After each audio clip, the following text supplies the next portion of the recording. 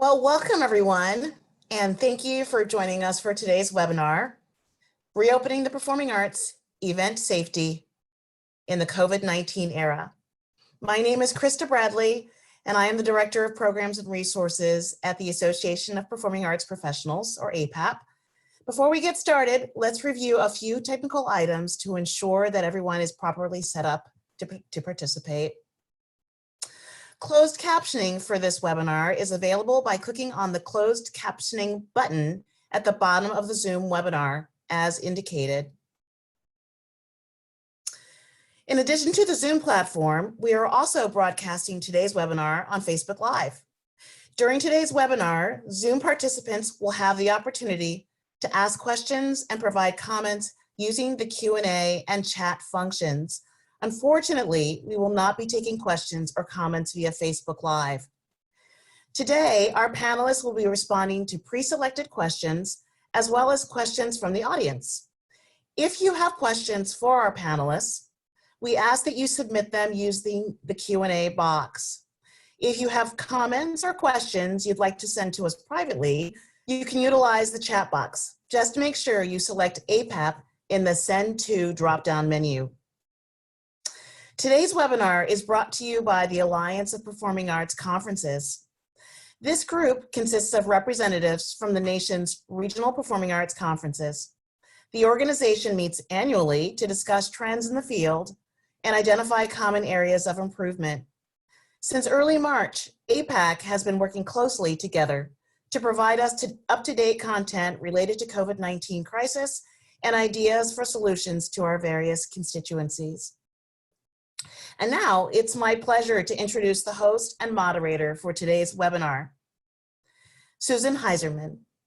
Susan is the Executive Director of the North Carolina Presenters Consortium.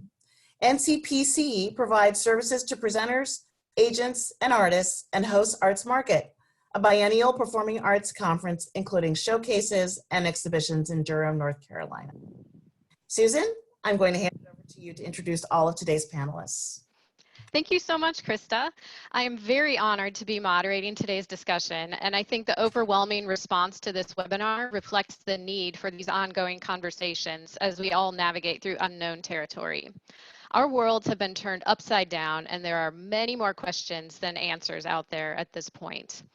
Open communication and collaboration is now more important than ever, and luckily, many of our brilliant colleagues have been putting in a lot of time and effort to think through all of the challenges of reopening and operating arts organizations in the era of COVID-19.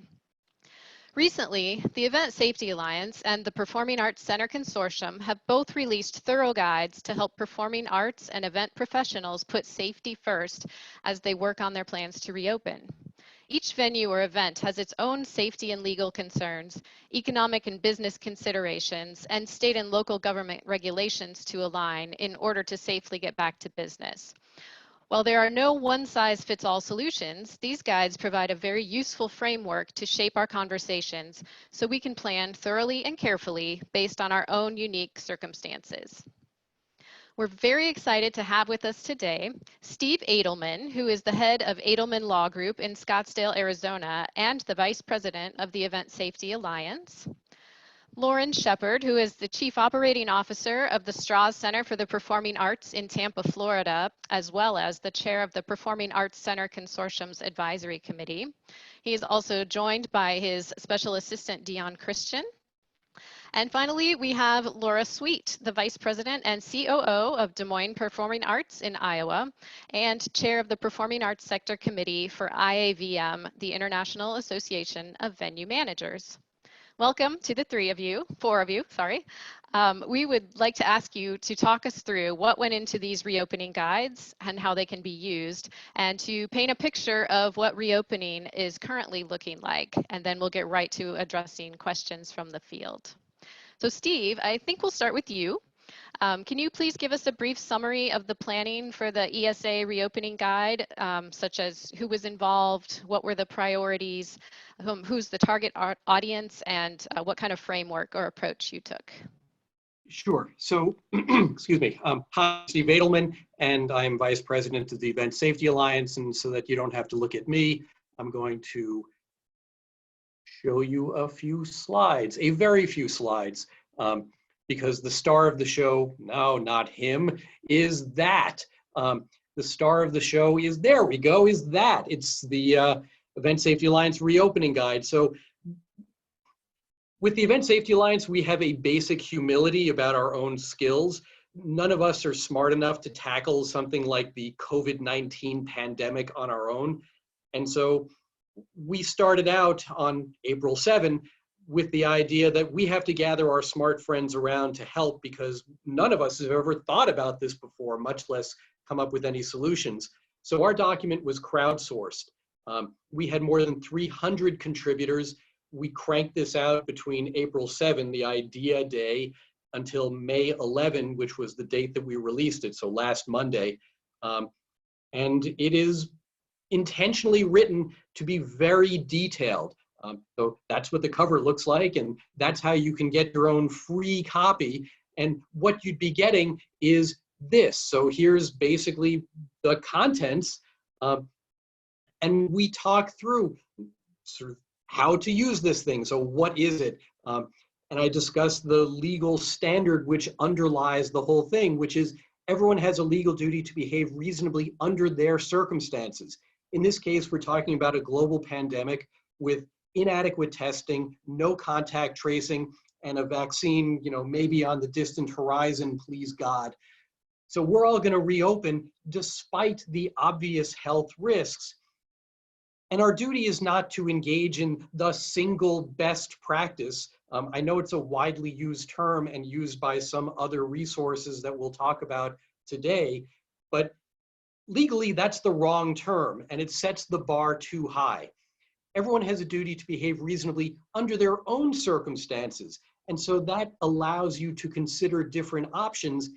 The way our reopening guide is written is we identify the reasonably foreseeable risks that go along with opening during a pandemic, and then we discuss the risk mitigation options, the things that are available. Some are cheap, some are free, some are expensive.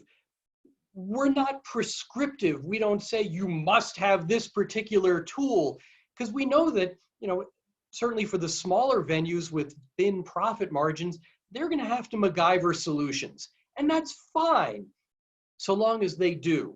So throughout the Event Safety Alliance reopening guide, we're dealing with what is possible under these extremely difficult circumstances. And in order to have a full array of what's possible, we consulted our smart friends. Lauren Shepard, who I think you'll hear from next, was one of our contributors, which is fantastic because we need all the smart people we can get.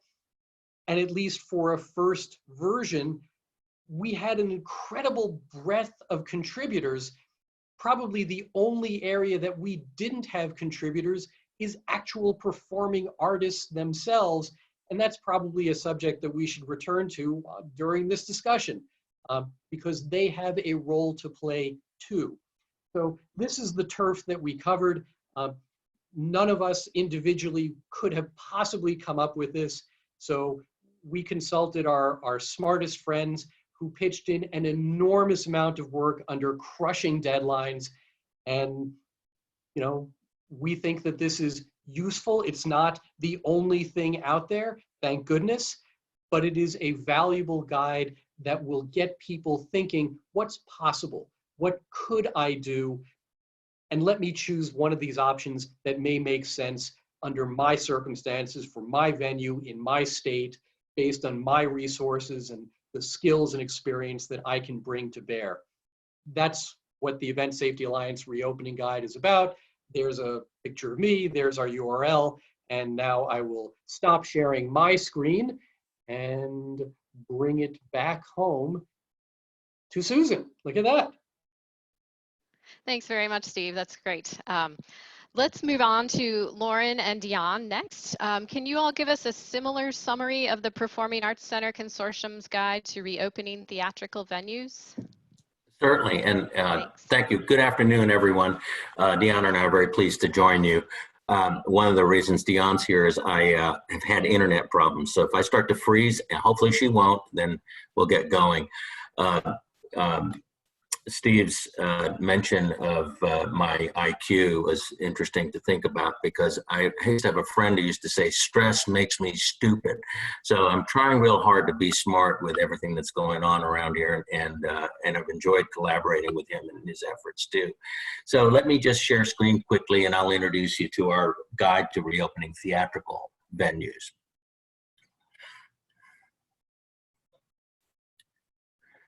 So what we set out to do, and I'm presuming everyone can see this, and someone tell me if you can't. I need to, because I'm not seeing what you're seeing. So what we set out to do was to look very specifically at the Performing Arts Center sector.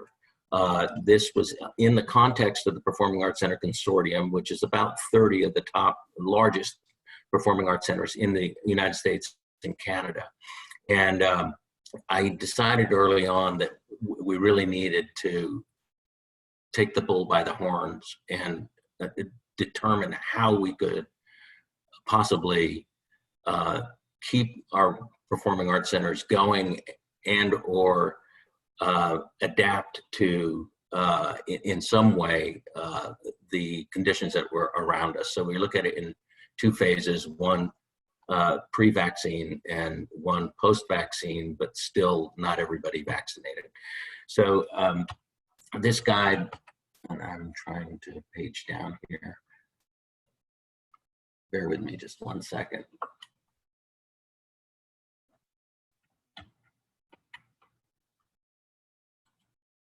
I'll bring it back to here.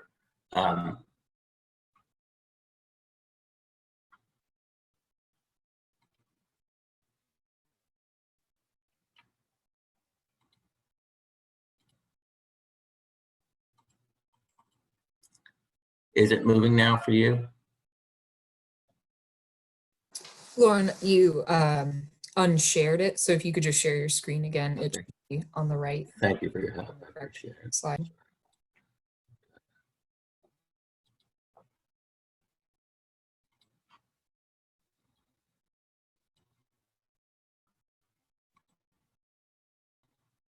Okay, I think we're back in business. I'm having trouble moving the PowerPoint, and I'm not really sure why, but I may just end up talking a little bit about the process, and then we can field questions too. I believe all of you received a copy of the PowerPoint. Essentially, we have decided that we needed to look at it from 4 aspects. We want to talk about the guest experience, from car to the building. We want to talk about the loading experience from the dock to the stage. We want to talk about those people that work the load in, and we want to talk about people who just work in offices at our facilities. So we took every step of the way and assumed the risks that would be involved related to the pandemic, and then wrote mitigation steps to diminish the risk and hopefully allow for an opportunity in a performing arts center. We decided not to do 4 things that we think are absolutely necessary. And one of them is we decided that we weren't the advisory committee on how to mount a show, how to rehearse a show, how to perform a show on the stage. We want to interface with whomever might do that, whether it be Actors Equity, the Broadway League, or any other, the Symphony Association, whoever might do that. We need to interface with them, but we're not writing that protocol. Secondly, we decided that we're not going to research and provide an audience willingness to participate in live performance, but we feel it's very important and necessary for that to happen. And then we decided that we weren't going to be doing an overarching legal filter of the process, but we are looking at legal liability when it comes to asking our staff to do certain things like taking temperatures and making decisions associated with that. So some of the mitigating things we'll look at, but not the overarching contractual issues that you might have with an attraction or something like that that may be affected by the pandemic. And then lastly, we decided that, and Dion, help me, there's a fourth element that we decided not to engage. The organizational budget issues. Yeah, so the overarching budget of the institution, because of the expenses associated with PPE, and then also the expenses associated with social distancing and the limited amount of tickets that you can sell, so the net profit is affected, and how that all fits into an institutional budget, that needs to be worked on as well. So once all those things, along with our mitigation guide, are understood, then we understand the real opportunity to do something in a performing arts center. We have also interfaced with the medical health experts. We talked very specifically with the Cleveland Clinic. We shared our document with the Cleveland Clinic and asked them if we were going down the right path. We got some good assurances that yes, the mitigations that we are recommending are in fact aligned with CDC and somewhat with OSHA, which we also used as a guide and a resource for us. And that we also asked them, when would things get back to normal, which is the question all of us really want to know. And to confirm Stephen's comment on that, it will be a long time. But, you know, there's good news out of London and today, and it could advance, but we understand that it'll be a while. So we have to sort of settle in and understand that it's going to be a phased approach. And I think that you'll find the guide will be very helpful in getting us ready for what's coming next. Dion, do you have anything you'd like to add? Did you want to say anything about the risk mitigation strategies, or will that just come through in a question answer? Well, I think it might, and I think many of you are starting to become familiar with what you know, most of the very obvious ones, which have to do with washing hands, and so people having access to be able to wash their hands fairly frequently is going to be important, not just the sinks in the bathrooms. Masks are important. Learning how you can double up your masks to make them twice as effective, almost effective as N95s. Temperature checking, contact screening your staff, temperature checking your staff. You know, do you activate this particular food service, or is the risk too high? We say that buffets are too high a risk. We don't recommend activating them. We recommend pre-packaging food and selling almost in a concession methodology, particularly in phase 2. Phase 3, we can start loosening up a little bit. But similar to the restaurants that are opening up in Florida, there could be something you could do outdoors. But at this time, I think I'll go ahead and turn it back over to our moderator, and we'll be available for questions. Great, thank you, Lauren and Dion. These are both really, really helpful documents. If you haven't had a chance to look them over, please download them, keep them, refer back to them as your plans evolve over time. We're so grateful to both of your organizations for having put these forth. They're really amazing. Before we dig into some of the details of the documents, I did want to hear from Laura Sweet. Laura represents a venue which is presumably in the process of planning for reopening. Laura, can you tell us a little bit about your venue, where your state is in the opening process, and how you're going about planning? Sure, thank you, Susan. As she mentioned, Laura Sweet, Vice President and Chief Operating Officer for Des Moines Performing Arts.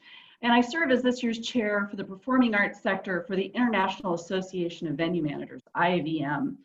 In conjunction with my IAVM role, I've led bi-weekly town hall sessions with member performing arts colleagues from across the country. The calls are about an hour in length, and Lauren was actually our featured speaker for last week's call.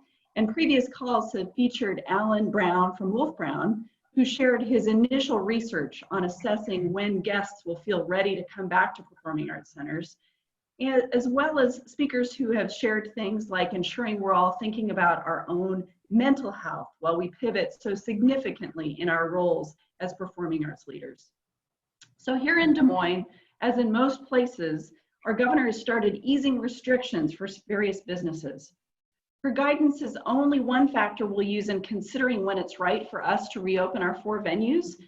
We'll also be looking to the CDC and OSHA guidelines, as well as reviewing best practices from the Event Safety Alliance, of course, and the Performing Arts Consortium. IAVM is in the process of developing a similar guide, and as well as certainly working with our touring partners, musicians in the local community.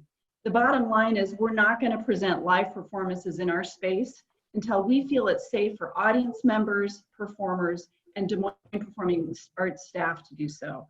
We do have one of our venues as an outdoor venue, so it may be that we're able to look at that venue differently as we consider when to reopen. Like our colleagues from across our industry, we're evaluating changes to all aspects of our operations, from the ticket office and initial ticket purchases to entering our venues and attending our events, including visiting restrooms and concessions, as Steve and Lauren have mentioned. Much will be different in terms of how we operated just a few months ago to how we operate going forward. So with that, I think, Susan, why don't you just start leading us through the questions? Absolutely. Thank you so much, Laura. We have taken a number of questions in advance, and we will try to touch on as many of those as we can. We could probably do this all day if we had the time, but we'll touch on as much as we can. I did want to, like I said, dig into some of the details of the documents, and I think we'll start with keeping our venues clean and safe. Starting with sterilization or sanitizing. People are curious about some recommended methods. I know there's a lot of different ways you can sanitize your venue, spray applications, UV lights. What works best for theater seats? What works for mics and equipment? Are there any recommendations or best practices out there? And this is open to any of you.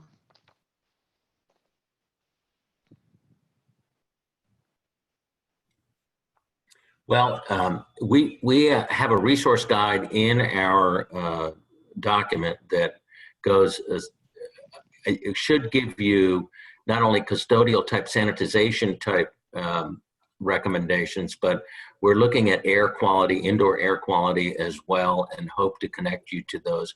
Our document is a second draft, so there are a few more things, some additional resources that we're going to be adding to it that should point to best practices in that realm. We learn a lot from the medical facility sanitization processes, but inevitably you're going to have to be cleaning the auditorium between audiences.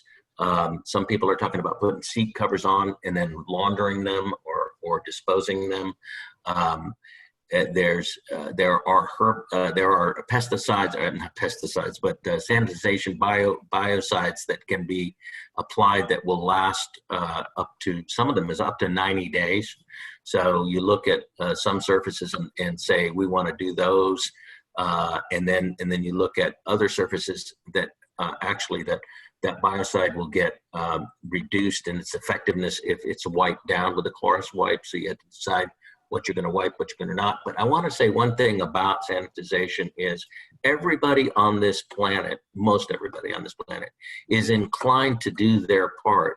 So I would highly recommend that you have materials available to your guests. So in the restrooms, put a good bit of Clorox wipes and hand sanitizers. People want to participate in making sure that something's clean for them and for the next person coming down the line, and they're inclined to help with that. So think about that.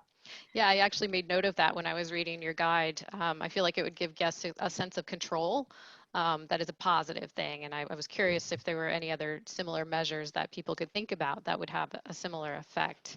And speaking of turning around a venue, I know a lot of presenters are looking at maybe doing shorter shows and doing more of them to accommodate more audience members. How quickly can a venue be sterilized and turned around? Like, how much time do you have to leave in between?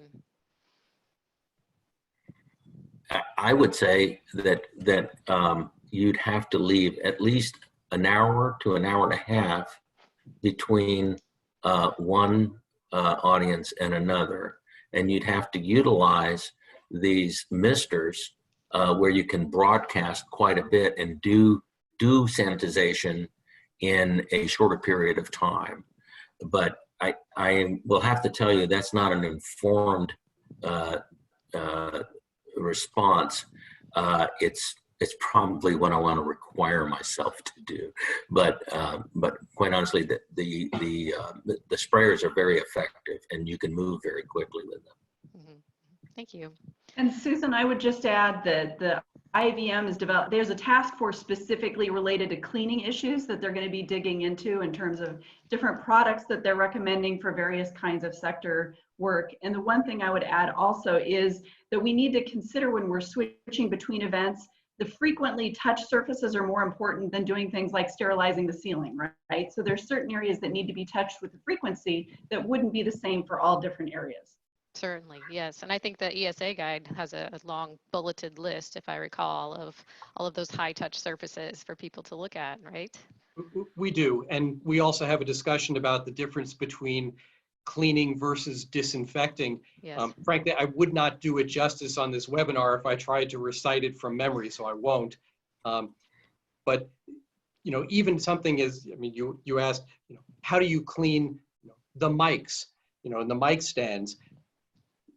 The answer is consult the manufacturer's instructions.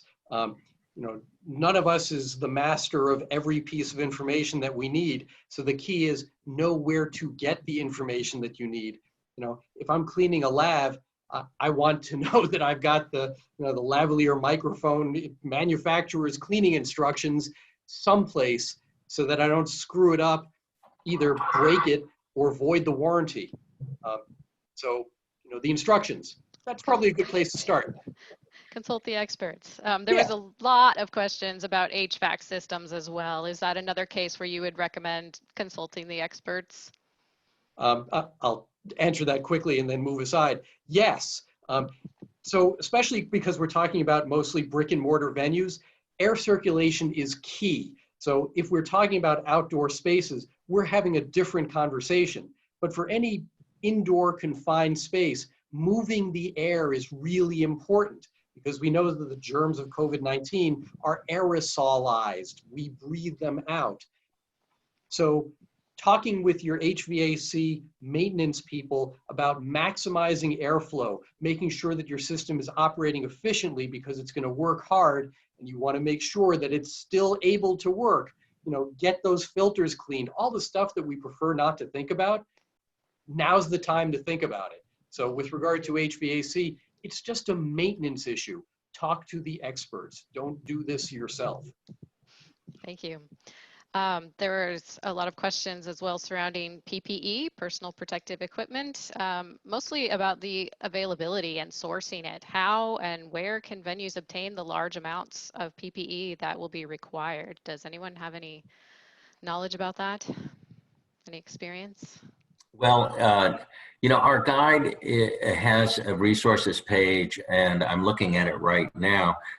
We have a section on facilities and custodial, by the way, that has an excellent article on HVAC. So I point you to there to echo Steve's consult the experts suggestion. We're not purporting to be experts, but we are hopefully good researchers that have found them and made their materials available to you. We're also going to your last question, add a supply chain document that actually is informed by someone in Cincinnati who is directly responsible for supply chain for a large hospital chain. So they have their ear to the ground in terms of what's out there and have helped us understand where there are going to be issues and where there's going to be plenty. So that material will also be included in the guide. That's fantastic. Laura, what has been your experience? Have you looked into this for your own venues? There are certain things that we've purchased and others that we're waiting in terms of really reviewing the 2 documents that we're talking about here, along with the other documents we referred to for best practices. We know for sure that we're going to need to be supplying things like masks and gloves, but we're still in the process of doing research around some of the things around temperature checking and different monitors. And I think it's important to know that we probably have quite a bit of lead time in terms of when we think we're all going to be opening the doors. So we don't want to rush into purchases before we're really doing a lot of research on that. And IVM also will have a resource where we can use that to vet different products we're considering. Sure. And along with this conversation, I would just urge people to connect with your state and regional networks and organizations, and whatever you might have in your area. Connect with your colleagues, find out what other people are doing, ask questions. We have to work together on this, and you'll be able to find a lot more answers that way. I'd like to move on to staffing and staff training, because all of these measures will require a huge amount of staff time and energy.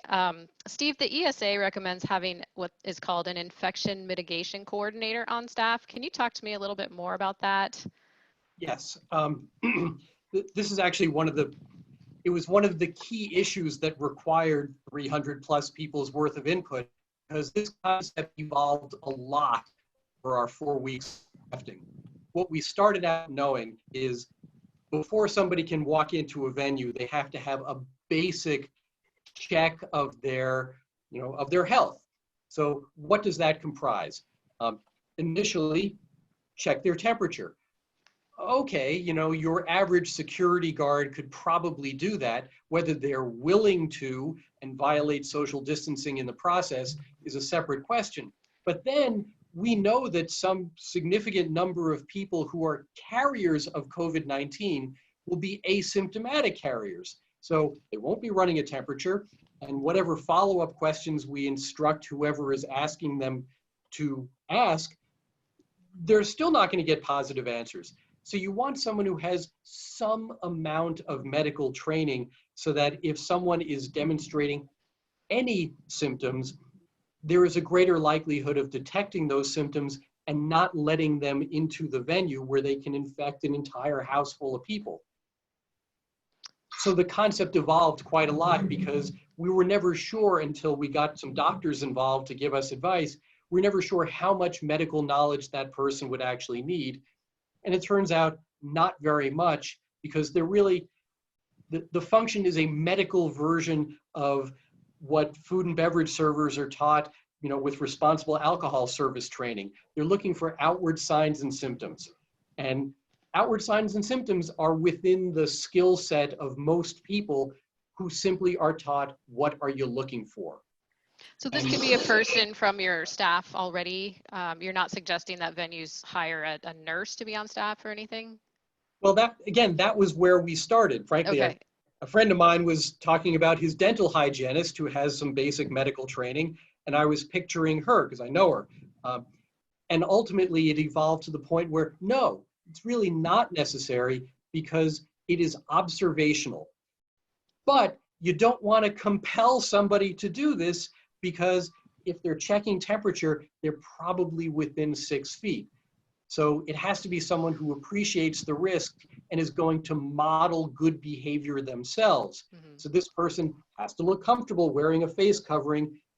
If they're dressed in some kind of medically appropriate garb, so much the better. It's going to not only show that they have a function, but show to patrons, we're taking health and safety seriously even before you get in the doors. Yes.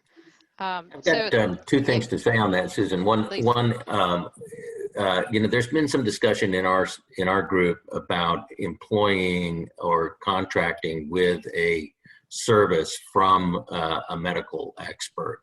And there are such services out there now taking care of the commercial sector, like the big box stores or IKEA and such are considering engaging. Cleveland Clinic is looking at how they can help in our particular sector, performing arts centers, train their staff, test their staff. You want to consider actually being able to say, we've tested our staff, or we test our staff on a regular basis. When you share your commitment to a good health venue when you're trying to engage guests to return post-COVID or during COVID.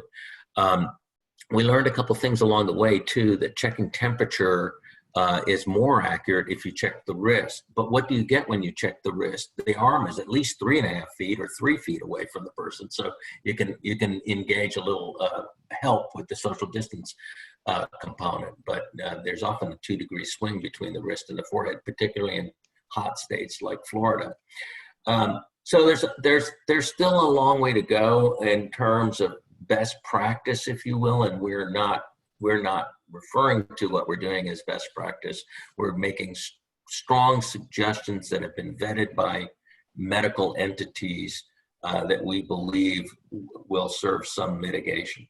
Mm-hmm. And this kind of leads us to staff training. I know that staff and volunteers will all need a fair amount of training to implement any of these new measures. Are there any staff training resources already out there that people could refer to? We would look to the public health sector for that. And again, I do think that there may be a place for some medical expertise on site.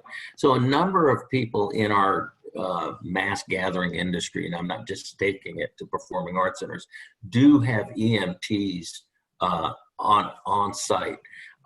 We've heard that what you really need is a paramedic, because you need someone who's trained a level above an EMT. And I think it's well worth considering that. What if someone does exhibit, 4 out of the 5 things that would indicate that you probably should stay home? What are you going to do with that person? Where are you going to take them? Get ready for that.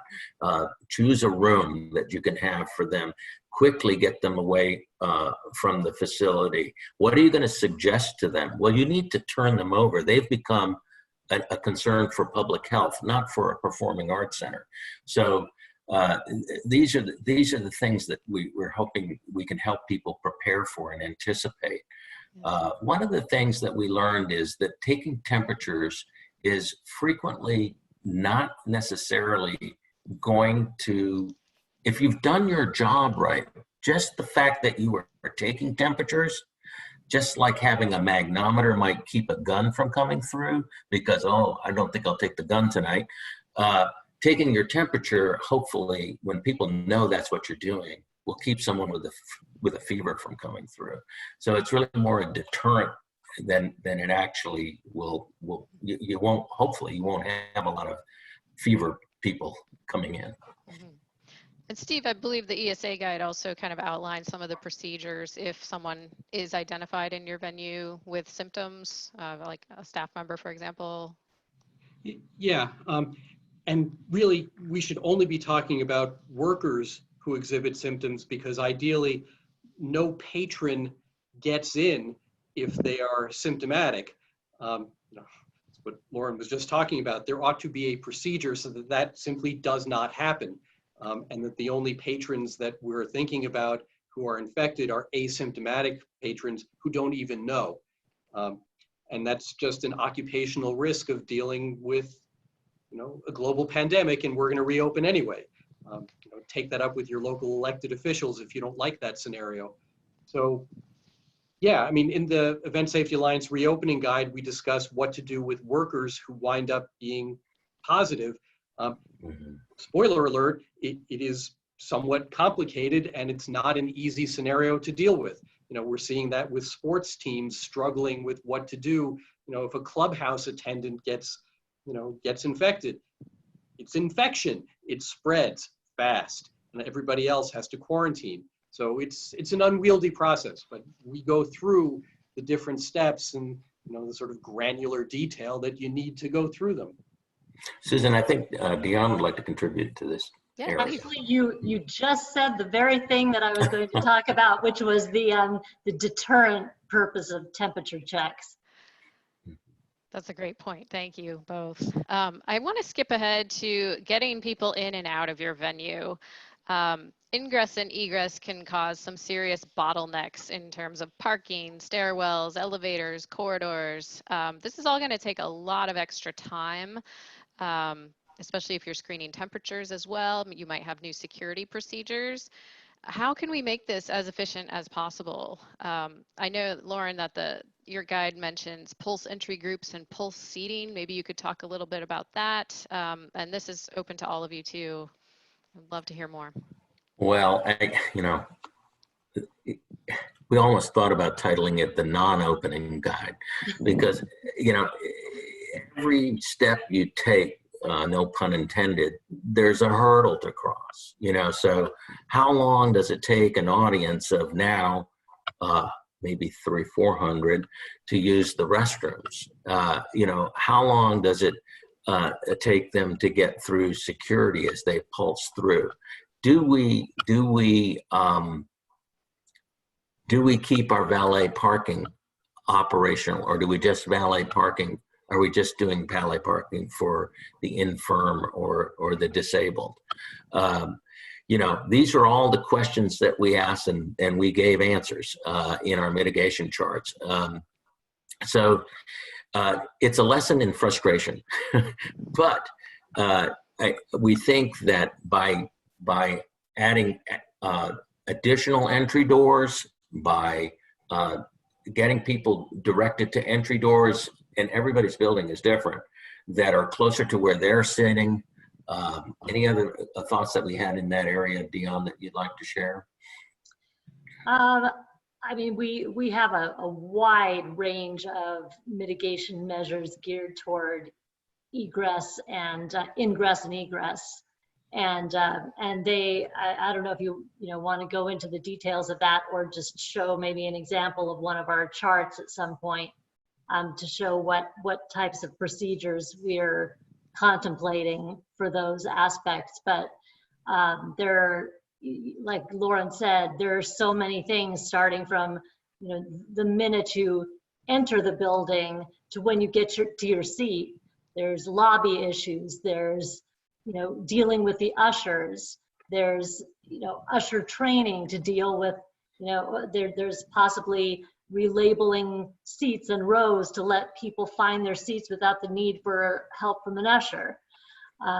There are lots of things that you can do to change the whole process of people getting in. And then there's the issue of intermissions, and what happens in intermissions, and do you control the flow of people? Where do you tell them to go? How do you control that? Because obviously it takes a lot more time when you have to go through all these special procedures. It may mean longer intermissions, or just not providing the type of things that we usually offer during intermissions. Yeah, I often compare it to a game of whack-a-mole. Just when you whack one thing down, something else pops up over here, and it's ongoing. Krista, I think wanted to share a couple of questions that have been coming in. Yeah, we have a number of live questions. Just going back to taking people's temperatures and not allowing people in.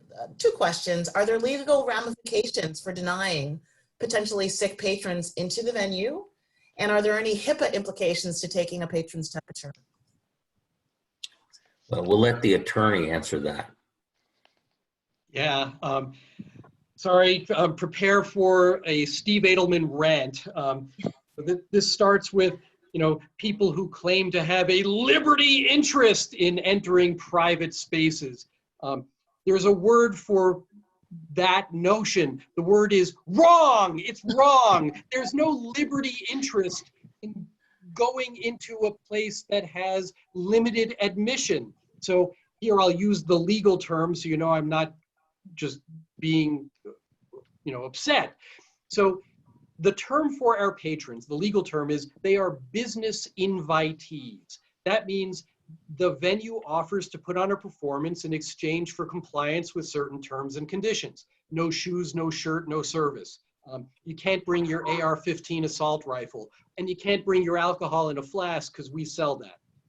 We're used to these things. We create rules. If we were talking about sports venues, it would be the patron, fan code of conduct. We're used to establishing rules of engagement. The reason that we do that is patrons are invited based on their agreement to adhere to our conditions. So one of the conditions that should now, I think, be implicit, but also affirmatively stated is, if you are sick, you cannot come in. not because we're not concerned about your health, but because we're concerned about everybody's health. So is there a liberty interest in coming in? No, there's not, because the legal status of being a business invitee means if somebody declines to follow one of your rules, then their invitation is revoked. You revoke their invitation, and that transfers their status from invitee to trespasser. And that's why when we talk about throwing somebody out when they're violating the rules, we call it trespassing them off the property. It's because a trespasser does not have a legal right to be there. Thank you. Great. Krista, did you have anything else?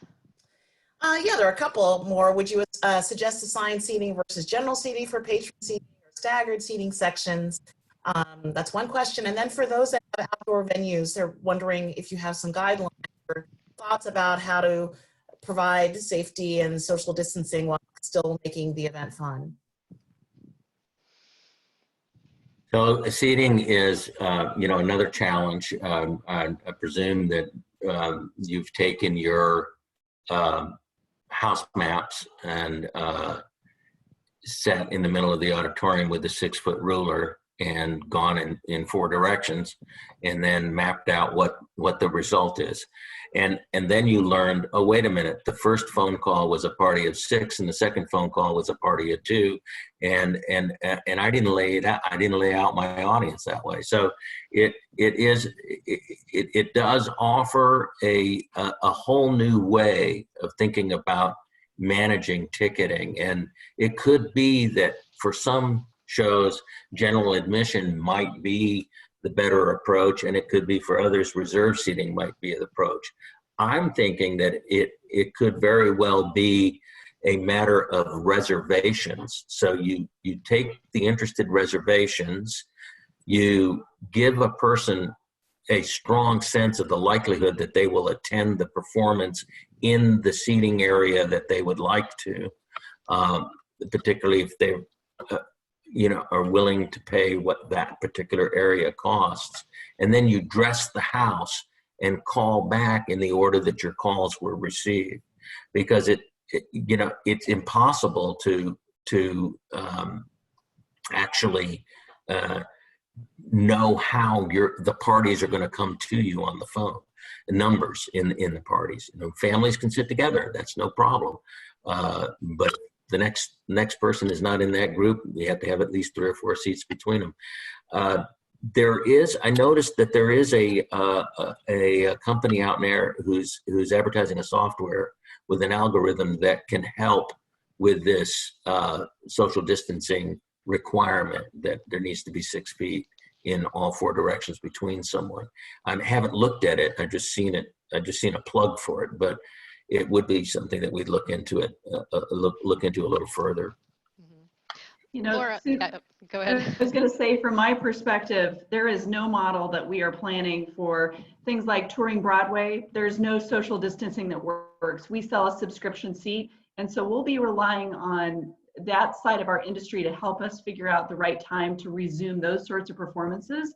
But your question alluded to, should we be thinking about outdoor spaces differently than we think about indoor spaces? And I think the answer is yes. I know our states are all grappling with things like, should we still have state fairs and county fair, so I think it is very specific to each venue. And we have a whole block. Our venue is a block, so we can configure it in any number of different ways. And we're really relying on the partners that are creative thinking in terms of how to make that work in a safe way for all the people that are attending. But it's so specific that it's hard to give general thoughts or guidance in terms of outdoor and indoor events. But just know for the 2,700 seat Civic Center, we are not planning on doing social distancing. We're not selling 400 seats for Hamilton in December. That's just not a model that's going to work. It really is so dependent on which kind of art we're talking about and what the size of the venue is. Yeah, that's what I'm hearing from several presenters. It just doesn't make sense a lot of times. A lot of people are thinking about moving some events outdoors if possible. Steve or Lauren, do you have anything to add about important considerations for outdoor events? Are they a manageable alternative for the time being? The key is manageable. Yes, they are manageable.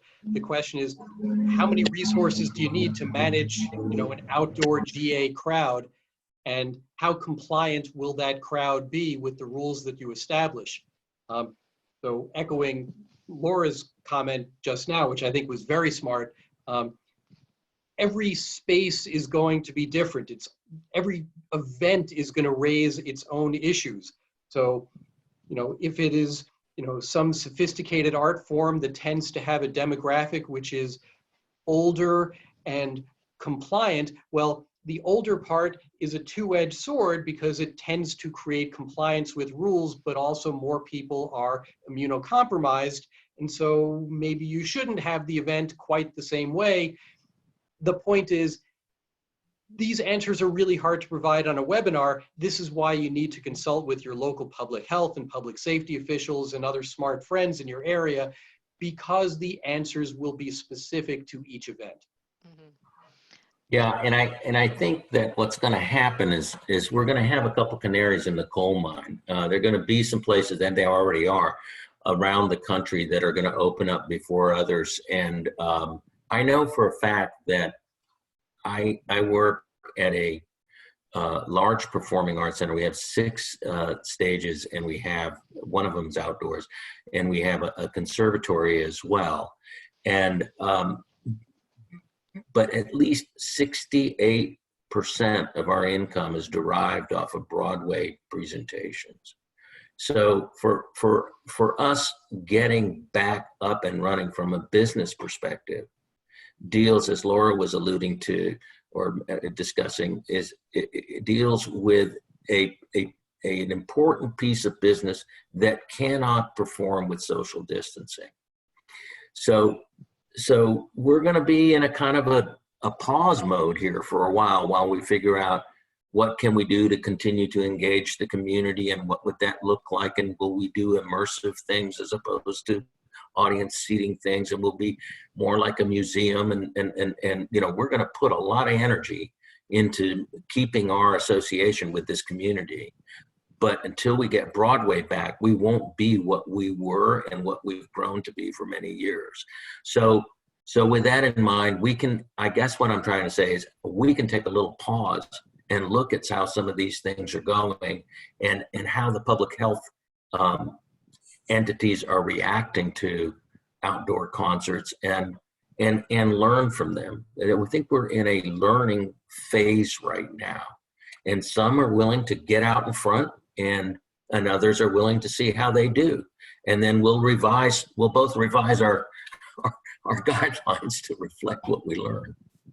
Yeah, it's certainly a time for creativity. Steve, you alluded a little bit to compliance. I would love to talk about compliance. Knowing human nature, I'm sure there will be some issues when venues do start to reopen. How can we peacefully enforce regulations and ensure compliance? And can artists and touring companies help with this? So, Susan, I'm already starting to I'm on to you, because you slip in these adjectives that change everything else about your question. How can we peacefully? Yes. That's kind of the exception that blows up the whole rule. You had me until then. I mean, okay, let me build from my previous rant and then segue to something useful. So the previous rant, remember, was there's no liberty interest in coming to shows, and that goes for private as well as public spaces. And I addressed the public space issue in the chat. So the peaceful part, consult with your local public safety officials if you're in one of those areas where folks wrongly, again, the word is wrong, where folks wrongly think that they have some legal or constitutional right to engage in activities in your venue. They don't. I have a lot of legal training, and I'm very confident in that answer. So let's leave that part aside, and let's segue to the role of people that we have not talked about previously in this discussion, which is, what can the artists do? Well, the artists can do a lot because they have the attention of their fans in a way that, you know, us back of house operations people absolutely never will. But, you know, can you imagine if, I don't know, one of the big name artists who's talking about doing a show in some area in July or August, can you imagine if right now on May 19, that artist says, you know, I actually care about my fans in a way that's more than just their money and platitudes. I care about their health and safety. And the only way that they can be healthy and safe coming to my shows in July or August or September is if they do the 3 things that are not that hard for them to do, which are maintain social distancing, wear a face covering to protect other people, and maintain basic little kid hand sanitizing practices. Not that hard. I'm going to use my bully pulpit, the artist would say. I'm going to use my bully pulpit, my giant megaphone, my enormous fan base, my huge social media presence, and I'm going to tell my fans, if you love me as much as you say you do by buying my merch and coming to my shows, please, for your own health, for everyone's health, please do these 3 simple things. Can you imagine if one artist did that? Can you imagine if 5 artists, big artists, did that? Can you imagine if a whole genre of performers got in front of this issue and said, we actually care about our industry's health and safety, not just the people we know, but all the people who allow us to be performers for a living. We're going to do public safety messages so that when they come to our shows, it's not the last show that they go to. Because that's really what we're talking about here. And I don't think this is a heavy lift for artists. We have not engaged them, but we should, because they have persuasive power that the rest of us completely lack. That's a great point. And also, you know, we would not be in business without artists. They are so fundamental to what we do. I did want to mention really quickly that both of the guides we've been talking about today focus pretty heavily on the venue operations side, and we touched on this a little bit at the beginning, but what do you guys know what other organizations are doing this type of work on behalf of artists? I think Actors Equity is absolutely, and I'm not familiar with the work, but I've heard that they're working hard on behalf of their membership. The Broadway League, I believe, has a task force that's looking specifically on how to produce, how to rehearse, how to perform, how to tour. So those are 2 that are actively involved. Great. Yes. Along with orchestra and choral. I know I've heard a lot about, last week there was some guidance issued through the Choral Society, which was pretty scary in terms of how quickly we can get back together with choirs on stages, but those are others that are in the work. Right. That's great, thank you. I noticed, Susan, someone on the chat asked about whether the PACC represents, has members in New York, and for sure there's Lincoln Center, City Center, and Brooklyn Academy of Music are all members of the PACC. Great, thank you. We are coming up to the end of the hour. We have a lot more we could talk about. So if it's okay with you all, we might want to extend for about 10 minutes. Is that going to work for everybody? That's fine. I've got my technology working too. If I could have 1 minute just to show you a little bit of the guide. Yeah, great. We'll get to that in a minute. Okay, We would love to see it. Circling back a little bit to compliance, I think one way to try to ensure compliance is through messaging, and I'd like to talk a little bit about how that messaging could and should look to patrons. I don't know who wants to take this one first. Laura? I think communication is essential, and as you note, it's from way before people are arriving at your venue. Our communications manager, Jonathan Brenmuel, is already developing strategies around how we're going to be messaging to audiences, and obviously we have launched Project Joy, which is attempting to keep, from a communication standpoint, that tether between audiences that can't come to our venues now, but we want to make sure to welcome them back eventually. So communications is important, from how to plan your trip to, once you get here, all those things, and working with the community to make sure that we're making decisions in the time that we should. But there's a lot of good information in both of the documents, both Steve, the Event Safety Alliance, and the PACC document on this. Susan, Yes. just talking about messaging, we have one question I think is really important here. We've been talking a lot about the expense of PPE, thermal imaging equipment, extensive training, and it doesn't sound like a lot of fun for a patron. So wondering if the panelists can talk about the uniqueness of our sector in which a high proportion of people come together to gather and see performers traveling. Is there a way we can communicate in a different way to sort of mitigate all of the TSA checkpoints, all these things that get in the way of us enjoying a live performance? I wonder what people think about that.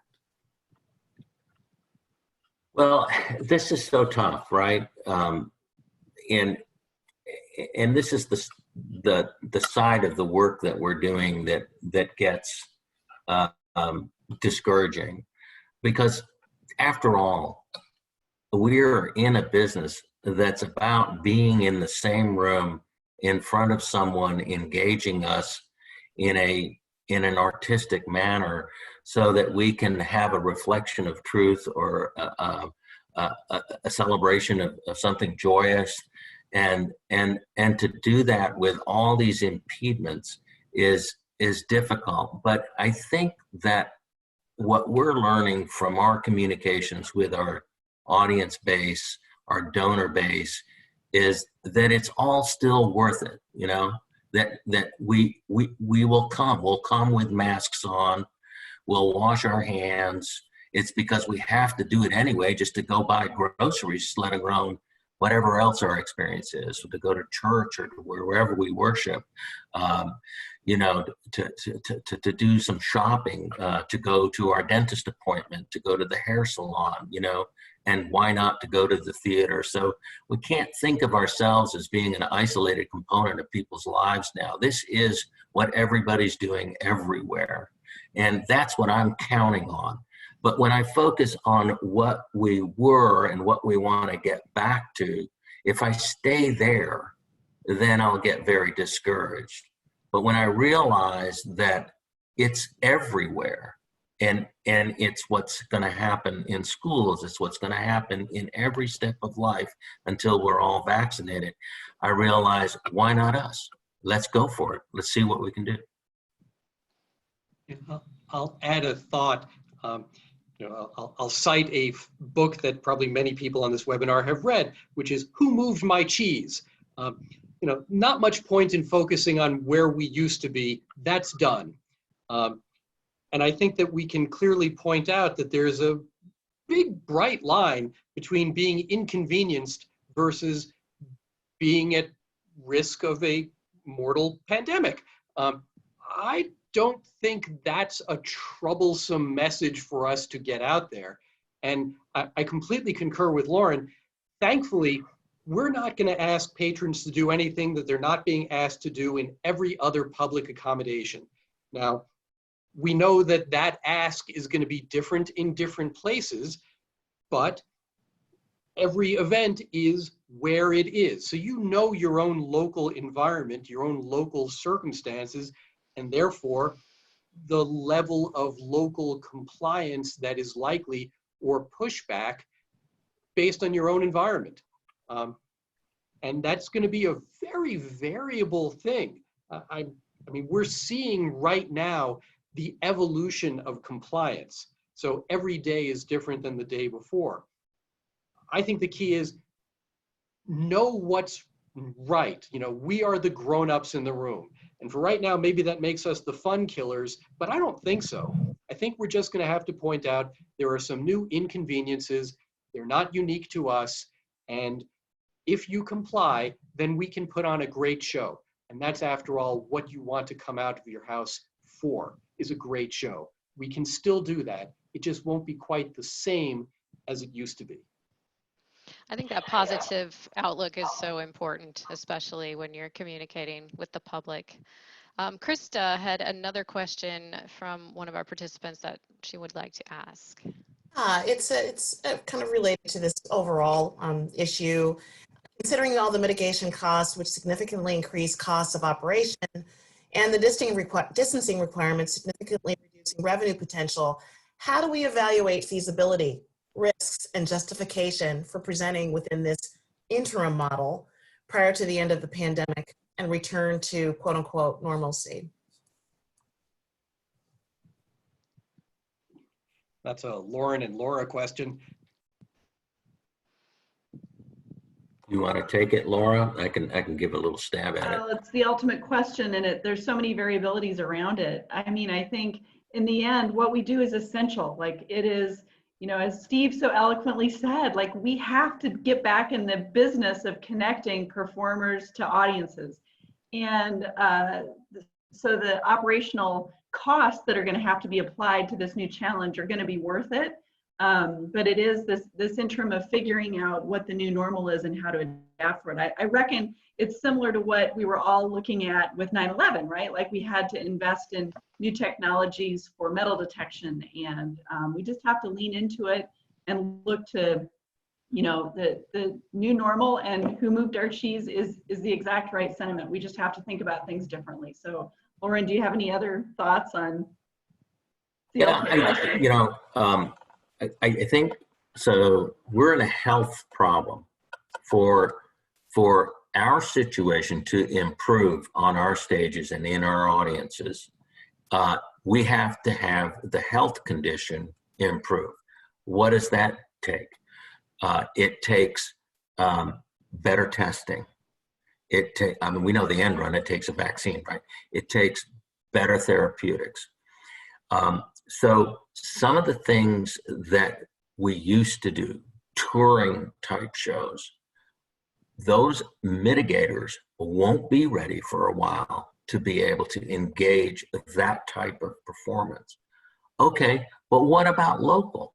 What about, we all know people in the community that have talent, and many of us have residents that are in the community. So the orchestra becomes a chamber orchestra, or the orchestra becomes a 52-member orchestra that are socially distanced, and they perform 2 shows because they need 2 shows, 2 audiences to break even. So I think we sort of, from a feasibility perspective, we have to sort of turn the thing on its head, and at the beginning look local. And you know, just because a lot of things that we do a tour does not mean that we don't have tremendous talent in our hometown. The other thing that I'm toying with is we have some celebrities who live in Florida, you know, and to echo what Steve was saying before, if we can appeal to their participation in bringing us back, maybe they'll cut their fee. Maybe they'll do it from a perspective of, let's keep arts alive. Let's keep performance alive. And why not ask? You know, I mean, I think that, you know, that's also local. You know, Jimmy Buffett's Florida guy. Chick Corea lives in Clearwater, so on and so forth. So we should make those. I'm not the programmer here, but thankfully I'm invited to sit on the programming committee. So I'll make those types of suggestions, and I would suggest maybe you look there too. Look local, look to kids. Kids are really talented, and see what you can get going. Yeah, that's a great point. And I've already seen a lot of presenters kind of rediscovering local talent and featuring it on their stages or virtually, however they can. Steve, we've got about another minute or 2, and we have not talked about liability. I know. I know In a minute? It's really hard to sum it up that quickly. But everyone is dying to know, what liability does a venue have to its staff and volunteers and to its patrons? And how should venues handle liability disclaimers? Oh boy. Okay, this is the lightning round. Get ready to write. Here we go. You can do a waiver of liability. You can. Legally, it is probably enforceable because we work in entertainment. If we were talking about a different industry, not so much. But there is a choice.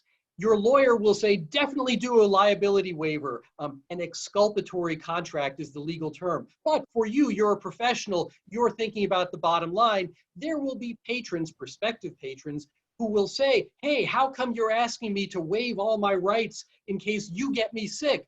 I'm not coming to your venue. I'm going to take my precious dollars and I'm going to take my business elsewhere. So can you use a liability waiver? Yes, you can. Should you use a liability waiver? There's a business decision to be made, and you should participate in that decision making. Don't let your lawyer run roughshod over you, period. I think I probably have 10 seconds left. Let's do liability. If you reopen and someone gets sick and they decide to sue you, is that a situation that should terrify you? Should you want relief from that prospective liability? This lawyer is saying, no, this is okay for you. This is a scenario that you're going to come out just fine on. And without going into the whole legal education, what we're dealing with here is a tort. There are 4 elements of a tort. Ready? Go. Duty, breach, causation, harm. Let's focus on element 3. I can't do it. It's the ring finger. It's causation. The reason that you should not worry about lawsuits coming your way is almost any person who gets sick 2 weeks after they go to your venue has been lots and lots of other places as well. They've walked around next to people. They've breathed in aerosolized germs from lots of people in lots of different places. Those places are going to reopen altogether, not just your building, every place in your community. And so that person will not be able to successfully establish the 3rd element of a tort. That is, they will not be able to show that the proximate cause of their injury was their visit to your venue and nowhere else that they were during those 2 weeks.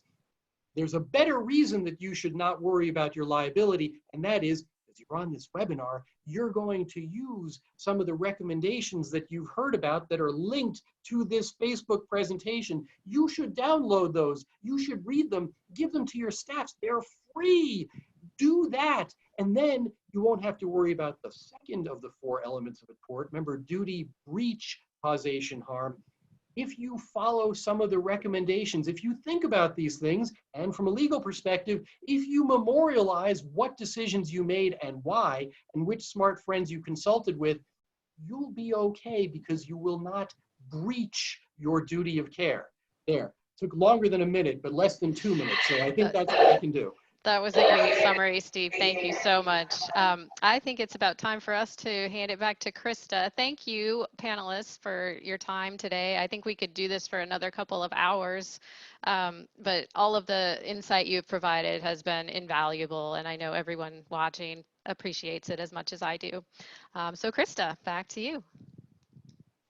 This has been fantastic. Thank you all so much for being part of today and for sharing your fabulous insights on today's webinar. I think it's clear that we will need to revisit this, and as Lauren said, that we're in experimentation mode and we're going to learn from that. So we'll be back here, I'm sure, not too long from now to share those learnings. So the recording will be available on the website soon for those of you that were asking. We'll also be sending out a brief survey about today's webinar to our participants today, and we'd appreciate your feedback on your experience. Thank you for being here, whether you were here in the webinar or on Facebook Live. And that's it from all of us. Thank you so much again for joining us, and we hope you'll be joining us again soon. Take care.